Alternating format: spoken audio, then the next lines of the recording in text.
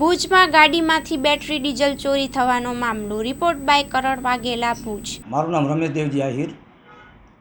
જે રીતે તમારે અહીંયા ઘટના થઈ છે, વારે વાર ઘટના થતી હોય છે, અથવા તો જે લુખ્ખા જે તત્વો છે એ ગાડીને નુકસાન કરતા હોય છે, અથવા ડીઝલ ગાડી જાય અથવા તો બેટરી લઈ જાય, વારે વાર આવા બનાવ થતા હોય છે, તો શું કહેશો?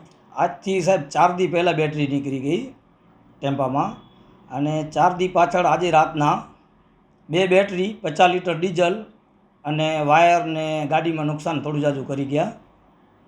એ ચોરી થઈ. અને બાજુમાં આપણા જ બાજુમાં 400 લીટર ડીઝલ ડમ્પરમાંથી એનું કાઢી ગયા.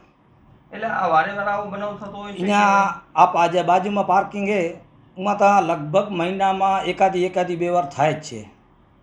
આ કઈ જગ્યા છે અને આનામાં આપણે જે સીસીટીવી કેમેરામાં આ જે ભાઈ જે કેદ થયા છે, એ ખરેખર તો ચોરીને ઈરાદે આવ્યા હતા કે કઈ રીતે આખું? એ ભાઈ સીસી કેમેરામાં દેખાય છે, પણ એનું મોઢું નથી દેખાતું.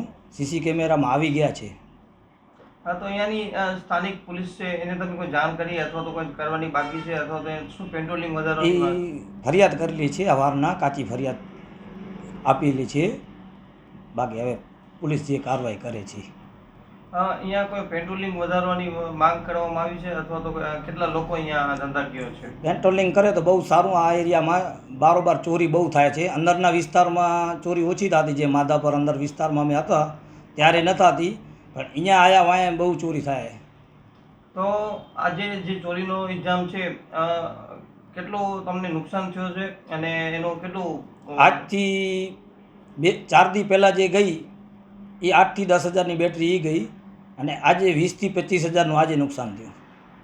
એટલે આ જે તમારાથી થાય છે કે બીજા પણ અને કોઈ શખ્સ? ના, બીજાથી થાય છે, મારા એકથી નથી થતું. બાજુમાં રણછોડભાઈની ગાડી છે, એનામાં આજે 400 લીટર એનું નીકળી ગયું. એનાથી પહેલાં પણ નીકળેલું છે, અને આનાથી પહેલાં પણ મારું ડીઝલ નીકળી ગયું, પણ તેથી મેં કોઈ કાર્યવાહી નથી કરી ને નથી કોઈ ફરિયાદ લખાવી. અગાઉ પણ તમારી ગાડીના કાચ ને વગેરે તૂટી ગયા? હા, એ માધાપર બસ સ્ટેશનમાંથી તૂટી ગયા હતા. અગાઉ પણ કાચ, એમાં પણ નુકસાન કરી ગયા હતા. તો હવે શું માંગ છે તમારી? હવે આ જે હોય એ પકડાય, અને અમારો જે માલ મુદ્દો ગયો હોય એ મળી જાય તો બહુ સારું.